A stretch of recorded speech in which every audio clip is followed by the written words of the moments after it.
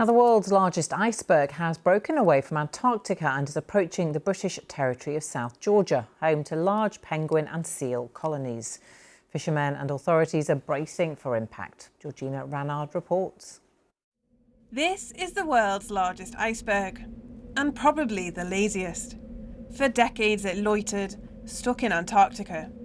But one day in December, A23A finally broke free. Now captured in satellite pictures, it is speeding into Iceberg Alley, a place where icebergs go to die. But here, right in its path, lies the British territory of South Georgia. I will take you out the door. Ice is a way of life for sailors and fishermen there, but they can't ignore something the size of A23A. There's an iceberg over that way.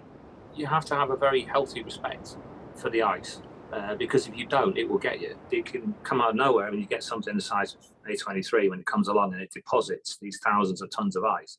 They just kind of hang around the island, and it does make things a lot more tricky. The chunks could also block coves where these go to feed, putting half the world's king penguins and millions of seals at risk. But in danger, there is opportunity. Last year, British researchers on this ship seized the chance to visit A23A. It's a really amazing experience. It's unlike anything that I've ever seen before. You just kind of see a massive wall that is way higher than you are. Now, it's really difficult to get up close to the world's largest iceberg, but I think I found the next best thing, and I have to handle these really carefully. But in here is water that melted straight off the giant iceberg.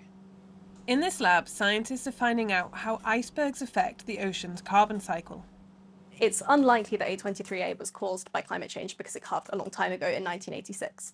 But as climate change progresses and the ice sheets become more unstable, more giant icebergs will form. So being able to see icebergs like this giant iceberg and study them allows us to understand the impact that they're going to have on the ocean and everything around them, the wildlife, the islands, and kind of the Earth as we know it. In South Georgia, the battle with the ice rages on. And there, on the horizon, the big one lurks, closing in on the fragile island. Georgina Ranard, BBC News.